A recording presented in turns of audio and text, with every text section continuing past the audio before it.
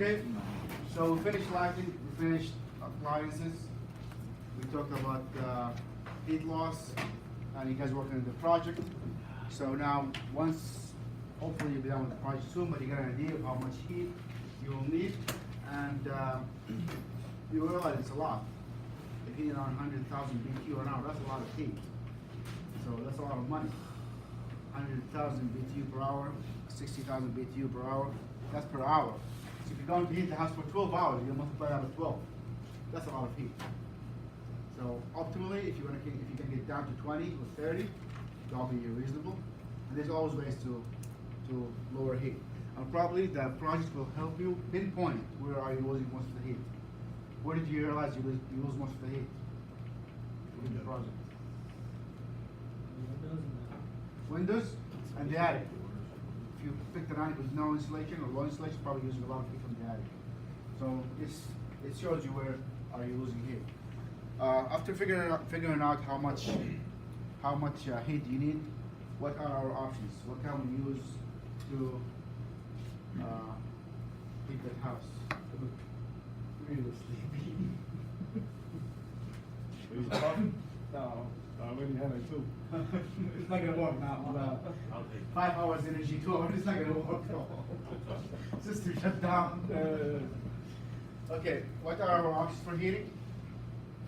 What do we have? Oil, gas, Electricity. thermal, electricity, geothermal, solar, wood pellets. Does anybody use wood stoves? Wood stove. Wood stove. What's up? Someone says sticks and fire. You could? Oh, Castillo was right. Yeah. You can do that. I know people from every year they'll chop a tree and they share it between the neighbors, and that'll be enough for the entire house. It's not a joke. It's really not. So if you have a house that is very well insulated, probably you can get away with just using firewood. A few logs an hour, you should be able to heat the house at certain temperature. You want to talk about the concept of efficiency? Guys, can we keep it down, please? The concept of efficiency is a stick some pieces of wood efficient or not? We'll talk about that. And what is that? What does efficiency mean? Convection using air or water. Eventually, to transfer heat from one place to another, you will need to use a fluid. Fluid will be either water, air, antifreeze. You gotta use something. Otherwise, the heat is gonna stay in its place unless you radiate. So, what are we going to use, or what are our options? Most likely, you'll have your furnace or your boiler in the basement, and you need to transfer that heat somewhere else. Convection. Can I use conduction to transfer heat? Isn't that between solids though? Yeah, You could. you can. It has been done before. In some, if you go to some older houses, like Mark Twain House or the house in Rhode Island, you'll see that they have a stove. The stove is made out of cast iron. Cast iron has metal rods coming out of it, and it goes through the ceiling. That's conduction, totally.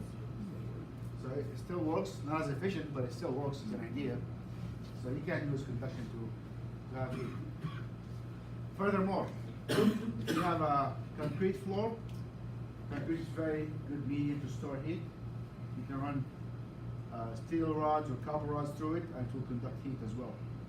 For some places where they have marble slab and it's very sunny, usually they put some metallic rods underneath it to absorb the heat, so it wouldn't get too hot during the sun. So conduction is also viable. It's an idea. Yeah. So would you have to do a heat load on the basement, unfinished basement? No. What about the basement is partially finished? Is it heated or not heated? That's the question. Oh, okay, so whatever space is going to be heated, that you have to do a heat load on it? Yeah. Okay. So, transmission of heat inside a system. How do we transmit the heat from one part to another, from the boiler to the air handling unit to the registers? That's another thing to think about. And also considering the losses, how much heat are you losing along the way. You can get very creative. There's always areas of improvement of how to conserve heat and how to transfer heat in a better way. I told you there's a guy here in Massachusetts 3 years ago. He came up with an idea where he can use graphite rods that he will stick in the ground to conduct heat from the ground geothermally to the house. No air, no water, nothing. Completely conduction. Very productive material, very economical, because that's the only thing that's holding back geothermal is the power of pumping. You know, either pump water up and down from like at least 30 feet down. That's a lot of gravity. So it's going to cost you a lot of power pumping the water up. Same thing with air. You have to circulate the air. If we have solid, no energy required. You can get something really efficient to conduct the heat. That would be medium. Gas, oil, wood, electric. The efficiencies vary from 35 to 95%. 95, this is the combustion efficiency. Efficiency is usually output over input. Remember this? It's output over input. What did you get versus what did you put in there? And that's the equation we use on the homework, correct? Yeah. Oh, okay. If you get a number more than 1, what's happening here? So efficiency is output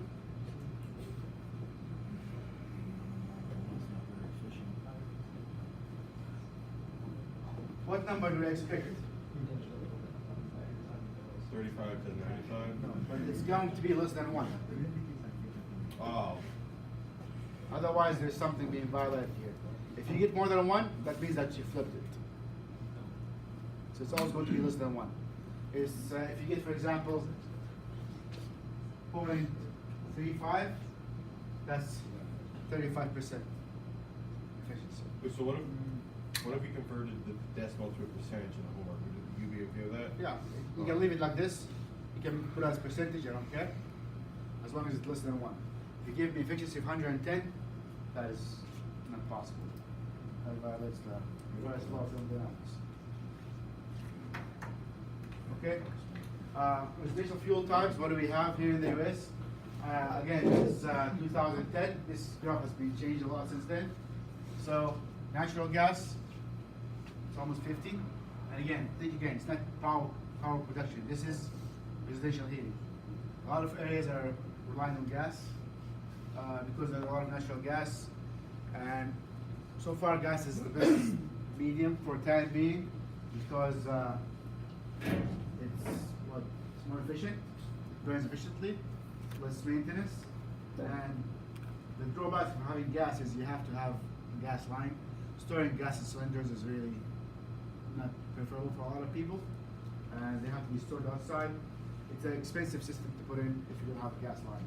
Let's leave it at that.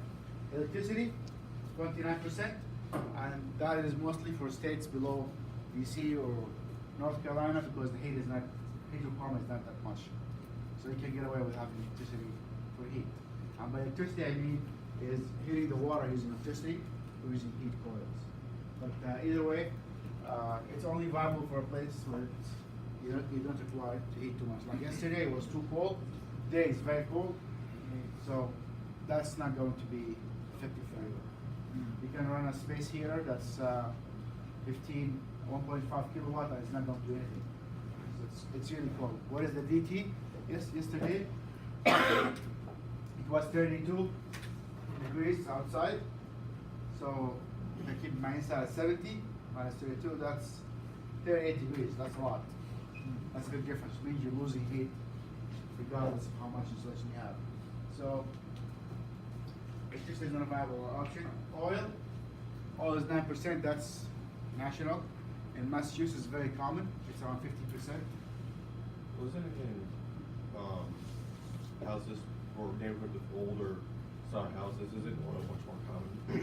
Oil is very common with older houses, even new houses. Why? It's cheaper. It's easier to put in. How much is it? The tank is not as expensive. The burner is not as expensive. It's not as involved as gas. and especially if you don't have a gas line. There's a lot of towns here that do not have gas lines, and some people voted it out. They were gonna put some gas lines in some cities, and they voted it out. Why did people vote it out? Because it's dangerous. There is a possibility of explosions, gas leak, it's dangerous, and in all honesty, there's heat pumps are going to be the new thing. So you can have heat pump in your house where you do not need gas and you do not need oil. So it's more incentive for people to convert to heat pumps, one way or another. A heat pump can heat your house using hydronic, or it can heat your house using forced air, depending on what system you want.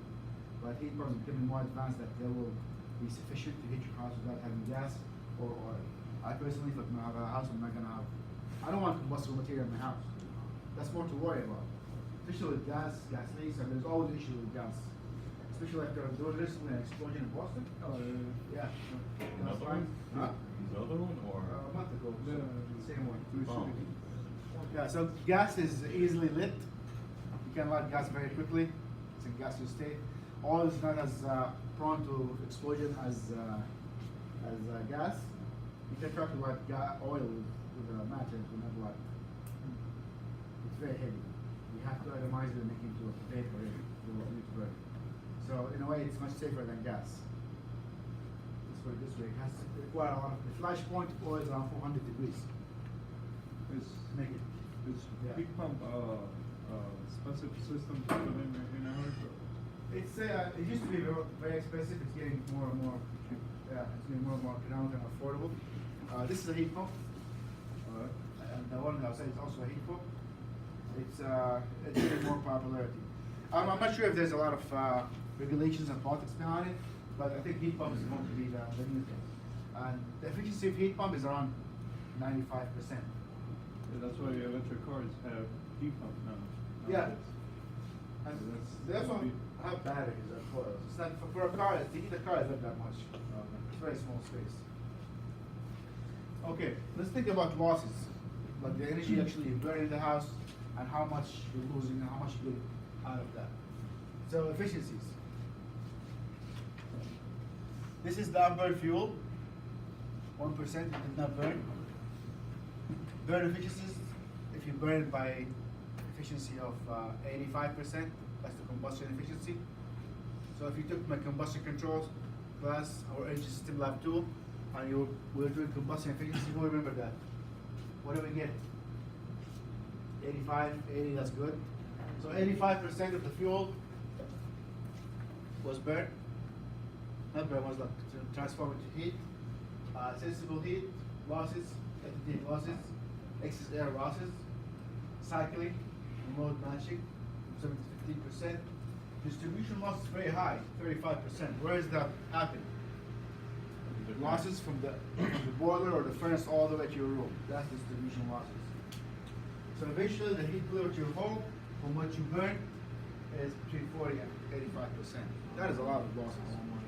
Yeah. Oil is expensive. How much is oil now? Isn't it like $1.90 gallon? No. 220. 270. Last week it was 350. Somebody was trying to put their tank in 350. So how much oil are you gonna need? How much does that cost you to heat a house? If I'm going to do a sample. Did anybody finish the project? Good, you finished the project. What was your boiler size? Good. 33,000. That's a very efficient house, 33,000 BTU hour. That's what I have to burn. Okay, let's think about that. I'm going to heat the house for how many hours? 12 hours. So 12 hours times 33,000 BTU. That's for one day. Every 30.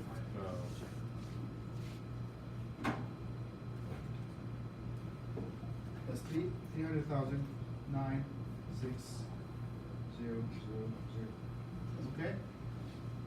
And the efficiency of oil, if I'm getting oil, let's assume it's 85. I'm doing the best. Out of 140,000 BTU,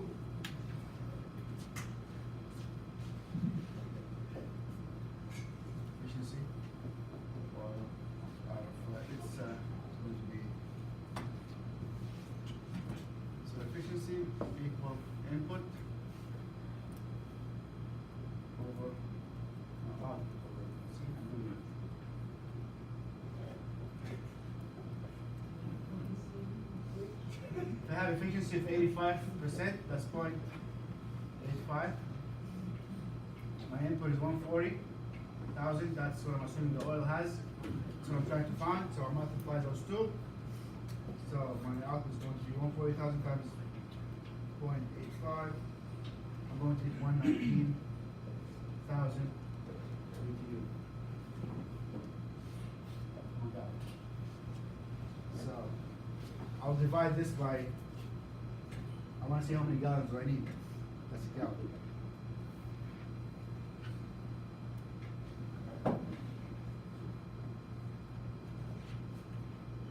So what are you trying to find for high? How many gallons do I need?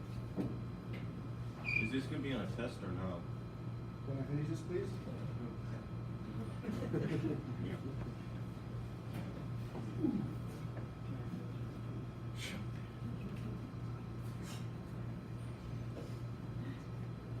So, a day.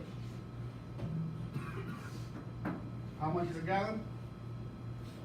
You said 390, right? Tim? I've seen it's more than $3.20. $3.20?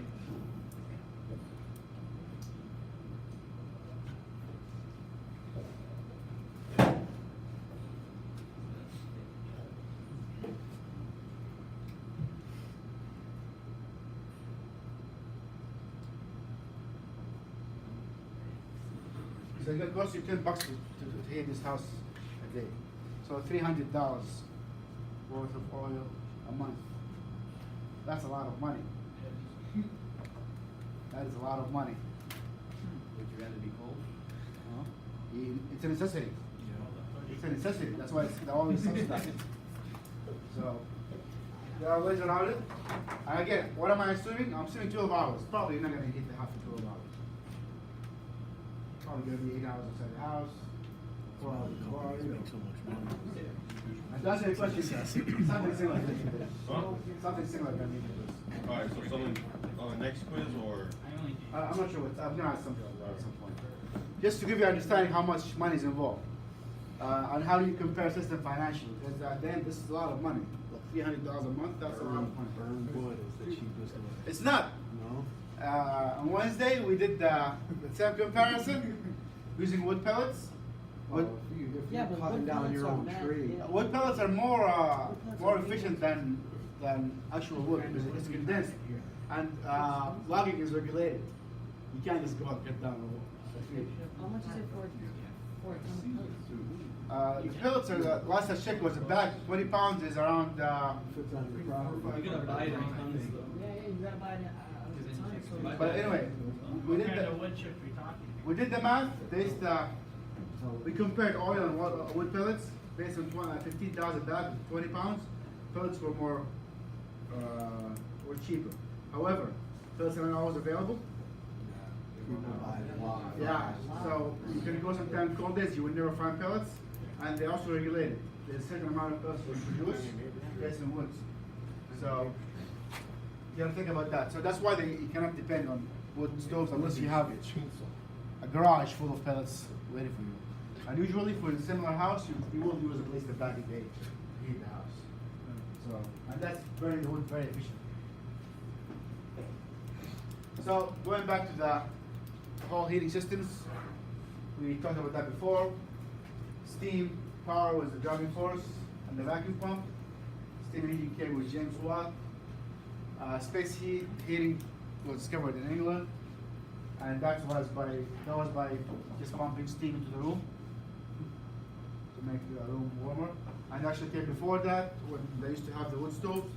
I mean the fireplace. They would just put a pot of water on top of it, distribute the heat faster. So pumping steam into the room was not a bad idea. I mean, that was what's available because steam holds a lot of heat and it disperses fast. So things will be soggy. You're gonna have a lot of condensation, but would you rather have that or be cold? So you have to be cold. Steam inside tools and radiator came in 1820, where somebody figured out an idea that okay, pipes were more. I mean, we can work with metal now. We'll make a tube and we circulate the water. So that came in 1820. Stephen Gould in 1845 introduced the self-regulating boiler and the actual practical mattress. I'll show a picture. His son, Sam, improved the concept and came up with the company HB Smith today. So, this is in Springfield, right? HB Smith. I'm not sure if they're in Springfield, but it's still in this area, and they're still in business, and one of the best boilers around, HB Smith. Industrial and local, so they invented the idea of steam boilers. So they manufacture them. Yeah, yeah, and they're very, very reliable, and they've been there for a long time. Why did we start with steam and not water?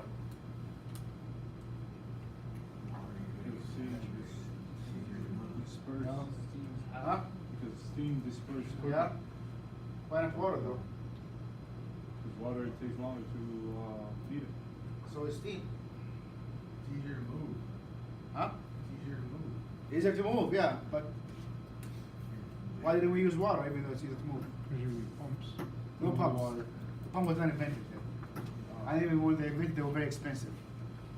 So pumping water was an issue, and steam will move by itself freely using gravity. Gravity is cheap, gravity is reliable, gravity will never change. This for the next millennia or so. It's going to be the same. So using gravity is practical. Introduction of the pump, 20th century. Water was used in a system. Hydraulic system became very popular, and it has been regulated by ASHRAE and also ASTM, American Standard Organization. Electric controls were added to the system. In the beginning, there used to be somebody in the boiler room adding coal, making steam, turning it off, so they have to wing it.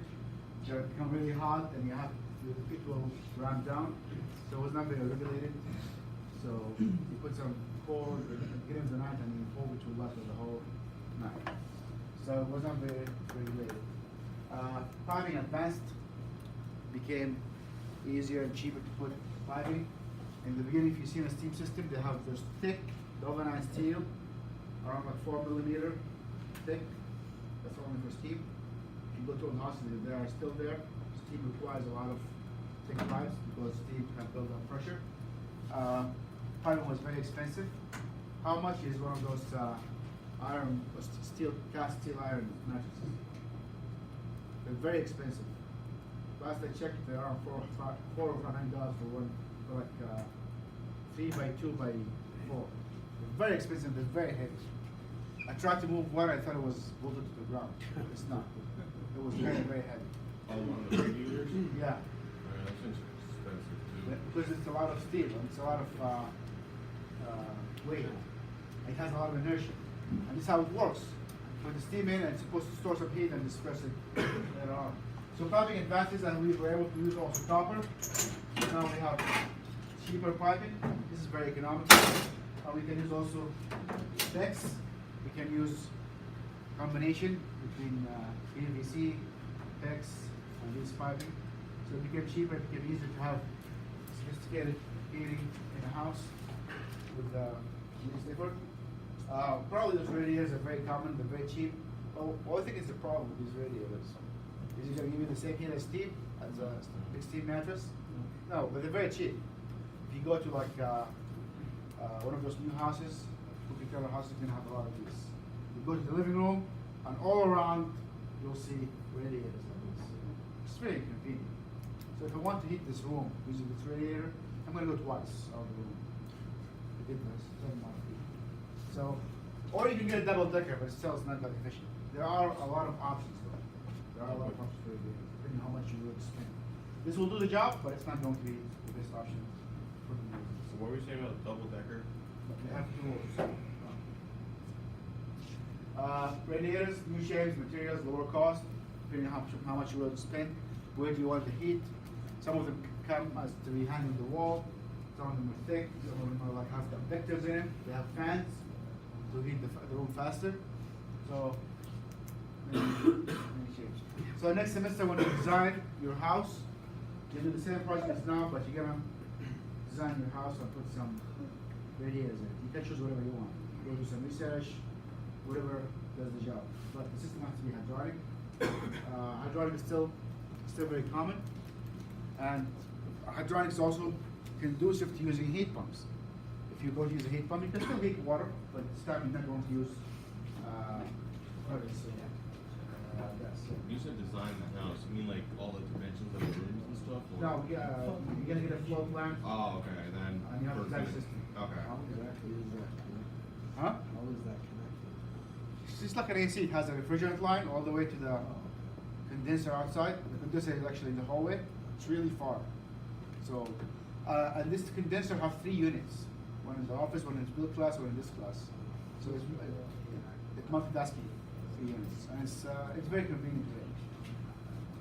So can you use the hot water here that there's a heat pump? Probably could, you just have to change a bunch of things, but. There are heat pumps that provide hot water. Fuel for heat, just to compare different fuels and possibilities. Coal, 55,000 BTU per pound. That's a lot. That's a lot of heat for 1 pound of coal. Problems, shut down. You can't just shut it down. You can't just turn it off. It's gonna be on. Usually you have the ability to shove it in like the spits. Sometimes you can have pulverized coal that you can shut down easily. Regulate, it's hard to regulate regular furnace with coal, especially if it's not pulverized. Think of the propane grill and charcoal. The startup is also problematic. It's not as easy as gas or oil. Cycling is not feasible. You can waste fuel. And again, I'm talking about large scale. Fuel oil is the most common heating oil, and it's very similar to biodiesel, and it's very similar to peanut oil. You can burn any fuel. You eat around 130,000 BTU per gallon. 1 gallon is around 75.5 pounds. How heavy is water? 8 pounds. So oil is always lighter than water. So if I want to compare pound by pound, pound by pound, 1,800 and 55,000 BTU coal. So coal wins. Coal is hard. Wood pellets, 8,500 BTU per pound. It's okay. It's not that bad. It does the job. What is the difference between a pellet stove and just regular fireplace? Huh?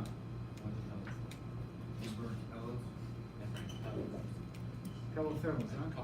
Oh, yeah, I mean, like, yeah, like, what do you want?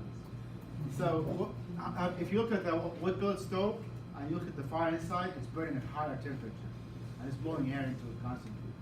So you're burning the wood very efficiently. There's no smoke. In a fireplace, you have a lot of smoke, a lot of fire, different spectrum, and you're not burning the wood as efficiently as possible. The more smoke you have, what is smoke? Smoke is unburned fuel. Unburned fuel. With wood pellets, you get clean, complete combustion, and at a certain temperature. You can burn anything at the right temperature, completely. Like you can burn rubber, tires, but what is the byproduct of that? Probably going to be something else. In some plants, they do use car engine oil for heat, but you have to burn it at a high temperature. Make sure it's complete combustion, and there's no lot of byproducts. So any kind of oil, any kind of hydrocarbon can be burned completely using dry temperature. Do they burn trash here? Like waste? Then they do compost, and some things get burned, but the most stuff get like recycled or composted. We do a lot of composting. Natural gas, 20,000 BTU per gallon. What about the heaters? It's 3,400 BTU per kilowatt. So if you want to do the same thing here,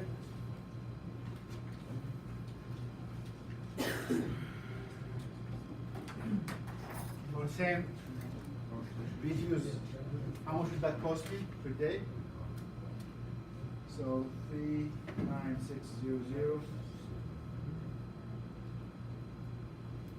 divided by 3, 4. Just the waste that people use every day is enough energy to. That'll cost me $20 per day to heat the house by electricity. So double the cost. So you're gonna pay $600 a month for heat. Combustion, what is it composed of?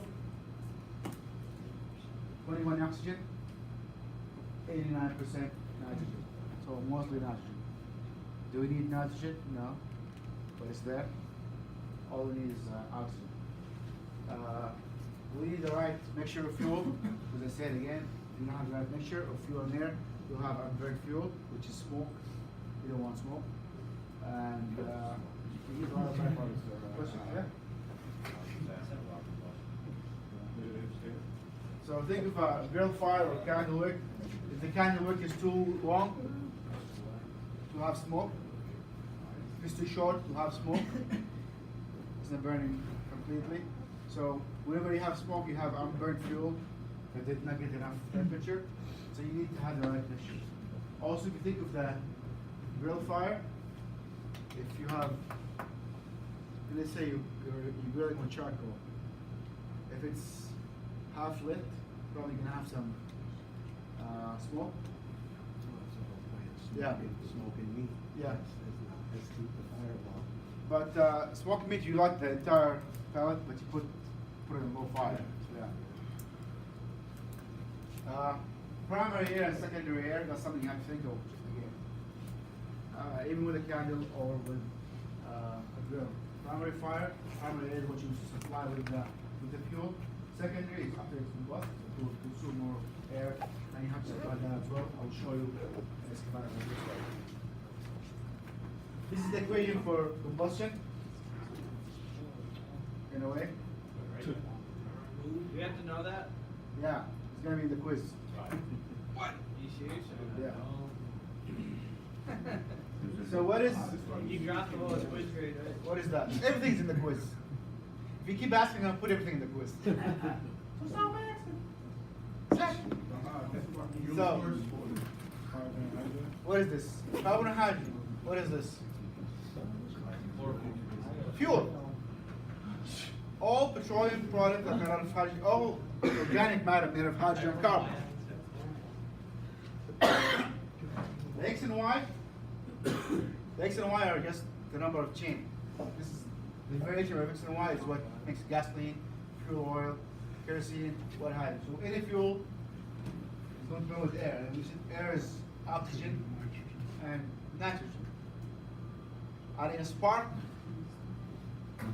with enough heat, you'll get heat, you'll get carbon dioxide, you'll get, that's assuming we have complete combustion.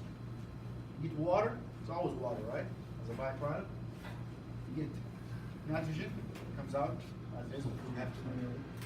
And we get SOx, which is sulfur oxide, it's a byproduct, and also nitrogen oxide.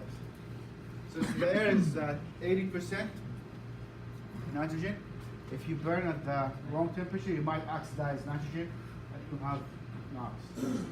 If you talk to anybody in the field, Lincoln, if you talk to anybody in the field, they tell you that Massachusetts is a low NOx state, which means they require you to have for any new installation, especially on the commercial side, they want you to have low nitrogen oxide. Okay? One more. Have you seen this before? We talked about it in the first week. Yeah. I'm repeating this information again. BTU is required to raise 1 pound of water by 1 degree Fahrenheit. BTU hour, calorie is energy to raise 1 gram of water to 1 calorie, they're all related. And horsepower for commercial boilers. Again, we're all talking about heat and BTUs. The SI system here, we have kilowatts. So you might see some boilers with kilowatts instead of BTU. Okay? Alright, I think I'll stop here. I'll finish on Monday. 10 minutes.